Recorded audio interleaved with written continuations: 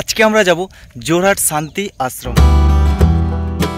এটা তো হচ্ছে শান্তি মঠ, এটা তো দেখালাম। এবার চলো ব্রহ্মপুত্র নদী দেখাই। মানে আমি আছি Kokilamukh wetland bird watching point. So guys, তোমাদের সবাইকে ওয়েলকাম জানাই আর একটা নতুন ব্লগে। গাইস, আজকে আমরা যাব জোরহাটের শান্তি আশ্রম, যেটা আসামেই আছে, আসাম জোরহাটে। তো শান্তি আশ্রম দেখব কি কি আছে, কোথায় আর কিভাবে যাব, আরও ওখানে গিয়ে কি কি দেখতে পাবো, সব কিছু বিস্তারিত এই ভিডিওতে বলবো। আর তার সাথে ব্লগটা খুব দারুণ হতে চলেছে, অবশ্যই শেষ পর্যন্ত দেখো। তো চলো কন্টিনিউ করা যাক ব্লগটা।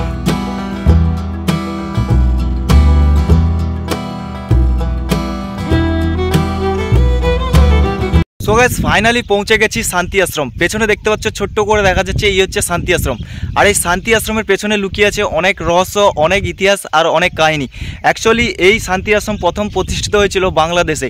বাংলাদেশ থেকে এবার আমাদের ভারতে কীভাবে এসছে, এর পেছনে অনেক রহস্য আছে আর অনেক কাহিনী আছে। সেই কাহিনীগুলো তোমাদের সাথে শেয়ার করব, তো পুরো ভিডিওটা অবশ্যই দেখো। বেরিয়েছিলাম সকাল 7:30টার সময় জোরহাট মেডিকেল কলেজের পাশ থেকে, কারণ ওর পাশেই আমাদের রুম।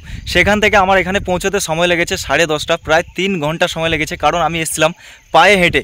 সিরিয়াসলি গাইস, প্রায় 32 কিলোমিটার আপ ডাউন রাস্তা, মানে আসতে 16 কিলোমিটার আর যেতে 16 কিলোমিটার, 32 কিলোমিটার রাস্তা আমি পায়ে হেঁটে এসেছি শুধুমাত্র তোমাদের দেখানোর জন্য, আর হ্যাঁ, নিজেকে একটু এক্সপিরিয়েন্স করানোর জন্য। তো সেই কারণে ভিডিওটাকে অবশ্যই লাইক করো। আর এখানে আসতে হলে 2-4টে স্পট আছে, যেমন শান্তি আশ্রম, এর পেছনে একটা ঘাট আছে, পুরো ব্রহ্মপুত্র নদী, যেটা খুব বড় নদী এশিয়ার। পেছনে ঘাট আছে কোকিলামুখ ঘাট বলে, সেটাও ভিজিট করতে পারো তোমরা। আর তারপরে আছে আমাদের শান্তি আশ্রম, খুব দারুণ, যেটা বাংলাদেশ থেকে ভারতে এসছে। খুব দারুণ ব্যাপারের কাহিনীটা আমি পুরো বলবো। তারপরে এখানে 2-3টে বার্ড ভিউ পয়েন্ট আছে, মানে যেখানে তোমরা খুব ভালোভাবে পাখিগুলো দেখতে হবে, পাখিকে মানে একটা ফটো টটো তোলা যাবে। বার্ড ভিউ পয়েন্ট ওখানে আছে, 2-3টে আছে এখানে, মানে ঠিক ওই সাইডে আছে, ঠিক আছে, বেশি দূরে নয়, এই শান্তি আশ্রমের পাশাপাশি। অবশ্যই লোকেশানে সার্চ করে নেবে, ঠিক আছে। তো সেই বার্ড ভিউ পয়েন্ট আমিও দেখানোর চেষ্টা করব। তার সাথে আরেকটা মেন জিনিস যেটা হচ্ছে কি, এই গেটটা, অনেক সময় তোমরা আসবে হয়তো গেটটা বন্ধ থাকবে, ঠিক আছে, অনেক সময় বন্ধ থাকবে, কিন্তু ভয় পাওয়ার কিছু নেই, বন্ধ থাকে না এটা, কোনো সময় 24 ঘন্টা খোলা থাকে। গুগলে অবশ্যই দেখাবে স্ট্যাটাস যে 24 ঘন্টা ওপেন থাকে।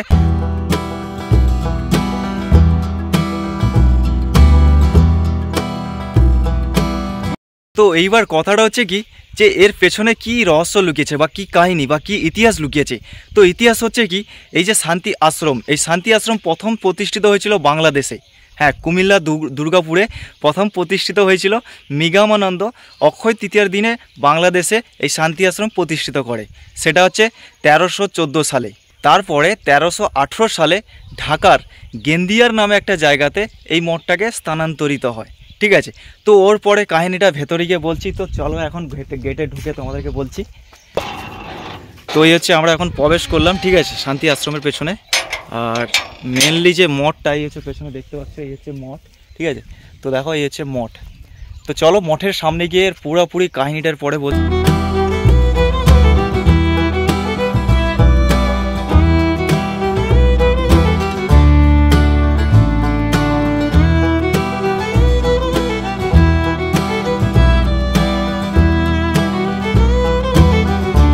এই মঠ ঢাকার গেন্দিয়ায় তো স্থানান্তরিত হয়, কিন্তু নাম দেওয়া হয় শ্রী গৌরাঙ্গ অনাথ নিকেতন। অ্যাকচুয়ালি এই মঠের মেন উদ্দেশ্য ছিল যে দুস্থ, গরিব, দরিদ্র মানুষের সেবা করা। তো সেই কাজগুলো এখনও চলছে। তারপরে মৃগামানন্দের কাছ থেকে টাকা নিয়ে জোরহাটের কোকিলামুখ কুমারভাতি চাপুরি গ্রামে 80 বিঘা জমি কিনেছিলেন সরু নাম কলিতা নামে একজন শিষ্য। তারপর গড়ে ওঠে 1319 সালে এখানে সারস্বত মঠ, যা এখন শান্তি আশ্রম নামে পরিচিত। আর হ্যাঁ, এই শান্তি আশ্রম কিন্তু সামনে ব্রহ্মপুত্র নদীর পাশেই স্থাপিত হয়, কারণ এখানে এই ব্রহ্মপুত্র নদীতে ভেসে আছে এখানে একটা মূর্তি, যা তারপরে এখানে রাতারাতি বালিচাপা পড়ে যায়। তারপরে এখানে শঙ্কর আচার্য নামে উনি বাড়ি খুঁড়ে এই মন্দির স্থাপিত করেন, মৃগানন্দ নামে একজন গুরু, ঠিক আছে। তো এরকম একটা ব্যাপার। আর সামনে এখানে আসলে দেখতে পাবেন, এই হচ্ছে পুরো মানে মঠের পুরো যে চিত্র, এই হচ্ছে দেখতে পাচ্ছেন। আর সামনে ফুলের বাগান। আর অ্যাকচুয়ালি আসলে সবাই চেষ্টা করবেন সকাল সকাল আসার, কারণ সকালবেলা আসলে অনেক রকমের পাখির ডাক আর অনেক রকমের পাখি, আর তার সাথে এখানে খুব সুন্দর সুন্দর ফুল, মানে সুপ্রভাতের যে একটা অনুভূতি সেটাও পেয়ে যাবেন। আর খুব দারুণ জায়গা। অবশ্যই আসাম যদি এসে থাকো, জোরহাটের এই জায়গাটা অবশ্যই ভিজিট করবেন, খুব দারুণ জায়গা। তো চলো আরও অনেক কিছু দেখাবো, তার সাথে কোকিলামুখ ঘাট। তো চলো।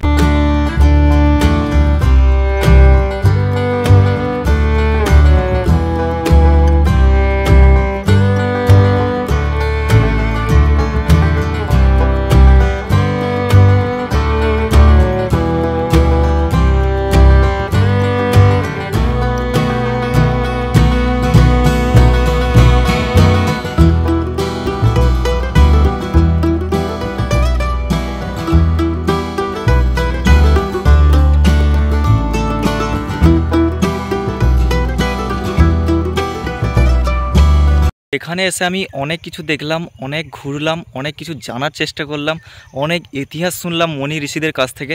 হ্যাঁ, আর একটা কথা, আমি একজন ঋষিকে জিজ্ঞাসা করলাম যে আপনার বাড়ি কোথায়। তো উনি আমাকে একটাই উত্তর দিলেন যে আমাদের কোনো দিন বাড়ি বলতে নেই, আর আমাদের কোনো দিন বাড়ি জিজ্ঞাসা করতে নেই, কারণ আমরা ঋষি মানুষ। কারণ বাড়ির কথা যদি আমাদের কাছে বলো তো বাড়ির দিকে আমাদের মন চলে যায়। এখানে যে ধ্যান বা যে ঠাকুরের প্রতি বা দেবতার প্রতি যে একটা মনোকামনা নিয়ে এখানে এসছেন, যে কাজটা পূরণ করছেন সিদ্ধি লাভ করার জন্য, সেই কাজগুলো মানে ভঙ্গ হয়ে যায়। তো সেই কারণে বললে আমাদেরকে কোনো দিন আমাদের বাড়ি জিজ্ঞাসা করতে নেই। আর আমরা এই মাত্র প্রসাদ গ্রহণ করলাম, খুব দারুণভাবে প্রসাদ তৈরি করেছে, বিনা পয়সার চিকিৎসা। এই মঠটা দেখতে পাচ্ছ, হচ্ছে সামনে মঠ, খুব দারুণ জায়গা। অবশ্যই একবার ঘুরে যান, মনের তৃপ্তি অবশ্যই পাবেন। খুব সুন্দর জায়গা, নিরিবিলি জায়গা। সামনে হচ্ছে ব্রহ্মপুত্র প্রচুর বড় নদী, তার পাশেই আমাদের শান্তি আশ্রম, যেটা সরস্বত মঠ নামেও পরিচিত। আর প্রসাদ খুব দারুণ, মানে আমাকে নিজে ডেকে নিয়ে চলে গেছে একজন ঋষি। তো আমাকে ডেকে সাধু একজন বলছে চলো আমাদের এখানে প্রসাদ দেওয়া হয়, তো প্রসাদও খেয়ে যেতে পারো। অবশ্যই প্রসাদের দেওয়ার টাইমটা হচ্ছে কি 12:30টার সময় বেল বাজবে। বেল মানে বড় একটা ঘন্টা আছে, তো ওটা বাজলেই বোঝা যাবে যে খাওয়ার জন্য ওটা মানে একটা বেল বাজানো হয়। তো ওই বেল বাজালেই কিন্তু খাওয়া দাওয়া শুরু হয়, প্রসাদ দেওয়া শুরু হয়। তো ওখানে গিয়ে আমি প্রসাদ গ্রহণ করলাম, মহাপ্রভুর প্রসাদ দারুণ, আর অবশ্যই তৃপ্তি পেলাম। আর এই রকম লাইভে আরও অনেক কিছু এক্সপিরিয়েন্স করতে পারবো, কিন্তু এই জায়গাটা সারা জীবনের জন্য মনে থাকবে। এবার চলো একটু ব্রহ্মপুত্র নদী তোমাদেরকে দেখাই। এটা তো হচ্ছে শান্তি মঠ, এটা তো দেখালাম, এবার চলো ব্রহ্মপুত্র নদী দেখা।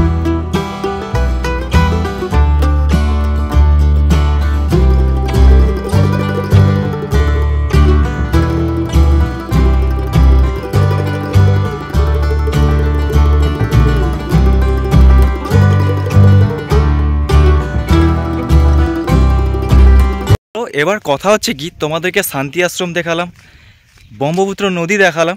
হ্যাঁ, আরও একটা জিনিস দেখাবো, সেটা হচ্ছে কি বার্ড ভিউ পয়েন্ট। হ্যাঁ, শান্তি আশ্রমের ঠিক কিছুটা দূরে, 1 কিলোমিটার 1.5 কিলোমিটার দূরে বার্ড ভিউ পয়েন্ট আছে। ওখান থেকে অনেক ধরনের টাইপ অফ বার্ড দেখা যায়, নানা ধরনের। তো সেইগুলো তোমাদেরকে দেখাবো। তো চলো, ভিউ পয়েন্টে এসে প্রথম যে জিনিসটা আমি দেখলাম, এখানে নানা ধরনের পাখি। ওটা হচ্ছে পলাশ ফুল। তো পলাশ ফুলের গাছে এখানে নানা ধরনের পাখি, এখানে কিচিরমিচির আওয়াজ, পাখির ডাক, আরও অনেক কিছু। এখানে জঙ্গল আছে, আর তাছাড়া এই পাখিগুলোর আওয়াজ শুনতে খুব দারুণ লাগছে। ঠিক আছে, তো মানে আমি আছি Kokilamukh wetland bird watching point. হ্যাঁ, এটা বার্ড ওয়াচিং পয়েন্ট ঠিকই, কিন্তু ব্যাপারটা হচ্ছে কি পাখিদের মর্জি হলে এখানে আসবেই, যে এটা নয় যে পাখি এখানে সবসময় থাকবে, তুমি যখনই আসবে দেখতে পাবে, সেরকম কিছু নয়। আমার যেটা এক্সপিরিয়েন্স করলাম, এখানে এসে দেখলাম কয়েকটা শঙ্খ চিল, আর পানকৌড়ি, বক, আরও কয়েকটা নানা ধরনের পাখি। আর ওখানে আছে গরুদের চাক, ঠিক আছে, মানে জঙ্গলি গরু যেটা হয়, তো গরুদের চাক। তো এরকম একটা ব্যাপার। তো সেরকম নেই যে পাখি এখানে সবসময় থাকবে, কারণ পাখিদের মর্জি হলে এখানে আসবে, এরকম একটা ব্যাপার।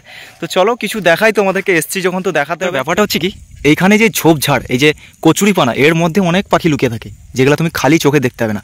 আর এই সামনে দেখো, এই দেখাচ্ছি জুম করে দেখো, কিছু পাখি কিন্তু ওখানে বসে আছে, আমি কিন্তু বুঝতে পারছি না এখানে কী পাখি এগুলো। এই দেখো, অ্যাকচুয়ালি ওগুলো জলের মধ্যে থাকে। আর ওইখানে দেখো কিছু পাখি উড়ে যাচ্ছে।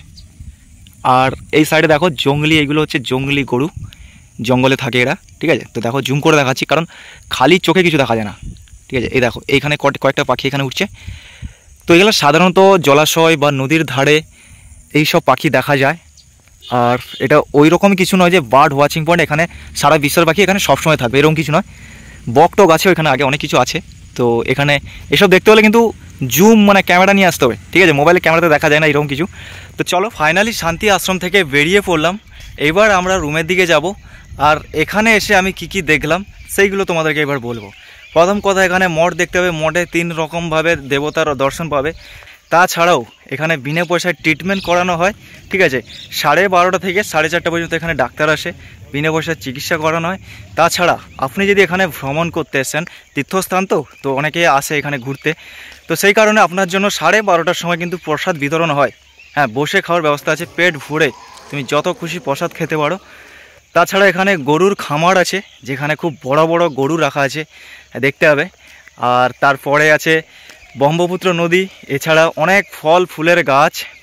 হ্যাঁ, তারপরে পশু পাখি, নানা রকমের অনেক কিছু আছে, দেখতে হবে। কিন্তু এই যে আর একটা জিনিস কি, সবজি ক্ষেত, সবজির চাষ করা হয় অর্গানিকভাবে, সার বীজবিহীন সবজি। হ্যাঁ, সেই ক্ষেত্রেও দেখতে হবে। তাছাড়া তোমরা যদি কেউ কিনতে চাও এখানে কিনতে পারো, পয়সা দিয়ে কিনতে হবে। দেখো ফ্রিতে তো সবাইকে দিতে পারবেন, কারণ ফ্রি যদি জিনিস দেয় সবাই যদি জানতে পারে সবাই এসে নিয়ে যাবে। আর সবজি এমন একটা জিনিস দৈনন্দিন জিনিসে জীবনে লাগে আমাদের, ঠিক আছে। অবশ্যই চ্যানেলটাকে নতুন সাবস্ক্রাইব করো, আর এরকম ভালো ভালো ব্লগ ইউনিক কিছু দেখার জন্য চ্যানেলটাকে তো 100% সাবস্ক্রাইব করো। আর এই ভিডিওটাকে লাইক করো, শেয়ার করো, কমেন্ট করে দাও ভিডিওটা কেমন লাগছে। আর তাছাড়া আরও খুব ভালো ভালো ব্লগ আসতে চলেছে। আর আজকে আমার হচ্ছে আসামের জোরহাটের আজকে লাস্ট দিন, আজকে আমি যাব ডিব্রুগড়ে, তো সেখানে গিয়ে আবার ব্লগগুলো আসবে। অবশ্যই চ্যানেলটাকে সাবস্ক্রাইব করো। তো দেখা হচ্ছে আরেকটা নতুন ব্লগে, ততক্ষণে বাই বাই।